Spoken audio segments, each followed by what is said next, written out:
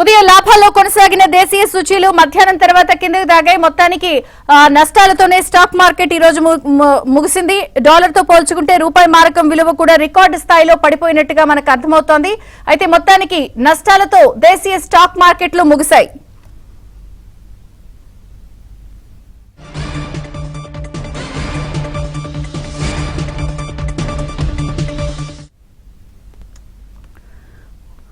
ఉదయం లాభాల్లో కొనసాగిన దేశీయ సూచీలు మధ్యాహ్నం తర్వాత ఆల్ టైం కనిష్టానికి రూపాయి విలువతో పడిపోవడంతో పాటు నష్టాల్లోనే స్టాక్ మార్కెట్లు ముగిశాయి. ఆల్ టైం కనిష్టానికి రూపాయి విలువ చేరింది. డాలర్ తో పోల్చుకుంటే రూపాయి మారకం విలువ రికార్డు స్థాయిలో పడిపోయింది.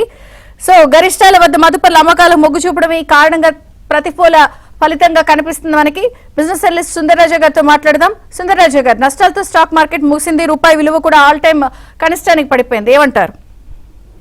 సో ఓవరాల్ గా చూస్తే కనుక మార్కెట్ ఈ మధ్య లాస్ట్ 2-3 రోజులుగా కొంచెం రికవర్ అయినప్పటికీ మార్కెట్ ఇవాళ చూస్తే కనుక కొంచెం హై లెవెల్ నుంచి తగ్గి కొంచెం ఇవాళ ఆల్మోస్ట్ ఫ్లాట్ గా పోయింది అనుకోవచ్చు.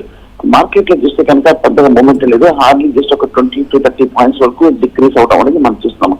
మార్కెట్ ఇవాళ కరెక్షన్ రావడానికి ప్రధానమైన కారణం చూస్తే కనుక గ్లోబల్ క్యూస్ అన్ని కూడా కొంచెం వీక్ గా ఉండడము, అలాగే మనకి గల్ఫ్ లో కూడా చూస్తే కనుక ఇంకా సిచ్యువేషన్ అన్సర్టన్ గా ఉండడంతో ముఖ్యంగా నిన్న చూస్తే కనుక అమెరికాలో బాండ్ ఈల్డ్స్ బాగా పెరిగాయి. సో బాండ్ ఈల్డ్స్ చూస్తే కనుక లాస్ట్ 1 year గా బాండ్ ఈల్డ్స్ అంటే స్టాక్ మార్కెట్ కి ఆల్టర్నేటివ్ ఇన్వెస్ట్మెంట్ ఉంది. సో స్టాక్స్ మార్కెట్ లాస్ట్ 2 రోజులుగా తగ్గడంతో బాండ్ ఈల్డ్స్ బాగా లాస్ట్ 1 year లోనే గరిష్ట స్థాయికి వెళ్ళడంతో మార్కెట్స్ కూడా కొంచెం కరెక్షన్ కి గురవడం అనేది మనం చూస్తాం. దానికి తోడు మీరు చెప్పినట్టుగా ఇందాక డాలర్ తో పోలిస్తే రూపీ కూడా బాగా బలహీన పడతాము. మనం గమనిస్తే కనుక లాస్ట్ 6-7 రోజులుగా కంటిన్యూస్ గా ఇంచుమించు 94 రూపీస్ నుంచి 96.5 లెవెల్స్ వరకు డాలర్ బాగా పెరిగింది అగేన్స్ట్ రూపీ. సో ఈ 3-4 కారణాల చేత మార్కెట్ లో ఒక కరెక్షన్ కనిపించింది. రైట్. అంటే ఈ రోజు మనకి ప్రధానంగా కూడా ఇంట్రాడే కూడా అలాగే కనిపించింది. సో ఏంటి కారణం అంటారు? ఒక పక్కన ఇంధన సెగ, యుద్ధ భయం, ఇవన్నీ కూడా నష్టాల్లో స్టాక్ మార్కెట్ లో ముగియడానికి కారణం అనుకోవచ్చా? సో ఈ ఫ్యాక్టర్స్ అన్ని కూడా కారణం అనుకోవచ్చు. అలాగే మీరు చెప్పినట్టుగా క్రూడ్ ఆయిల్ కూడా చూస్తే కనుక లాస్ట్ 2-3 రోజులుగా బాగా పెరిగింది.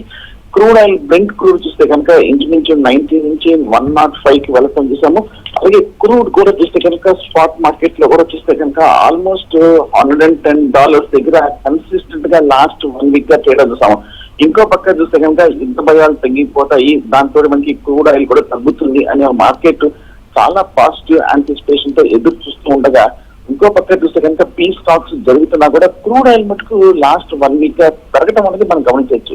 సో కాబట్టి అందువల్ల క్రూడ్ కనుక ఈ లెవెల్లో 110, 105 లో ఉందంటే కనుక మనకి కూడా కొంచెం నెగిటివ్ ఇంపాక్ట్ అనేది మన ఎకానమీలో ఉండే అవకాశాలు ఉన్నాయి. కాబట్టి సో స్టాక్ మార్కెట్ కూడా కొంచెం కాషియస్ గా ట్రేడ్ అవడం చూస్తాం. ఇవాళ చూస్తే కనుక సర్ప్రైజ్ గా ఒక సిల్వర్ లైనింగ్ చూస్తే కనుక ఐటీ ఇండెక్స్ చూస్తే కనుక ఇవాళ 3% వరకు బాగా పెరిగింది. నిన్న టీసీఎస్ దగ్గర నుంచి ఒక మేజర్ పాజిటివ్ అప్డేట్ రావడంతో ఈ 2-3 రోజులుగా ఐటీ ఇండెక్స్ ఆల్మోస్ట్ 6% వరకు భారీగా లాభాలు రావడం చూస్తాం. బట్ ఈ ఐటీ ఇండెక్స్ తప్ప మిగతా అన్ని సెక్టర్స్ కూడా కొంచెం కాషియస్ గా క్లోజ్ అయింది. మార్కెట్ లో చూస్తే కనుక అన్లెస్ అంటిల్ మనకి మీటింగ్స్ లో కనుక ఒక పాజిటివ్ డెవలప్మెంట్ వస్తే తప్ప కానీ మార్కెట్ లో ఒక ర్యాలీ కనిపించట్లేదు. రైట్.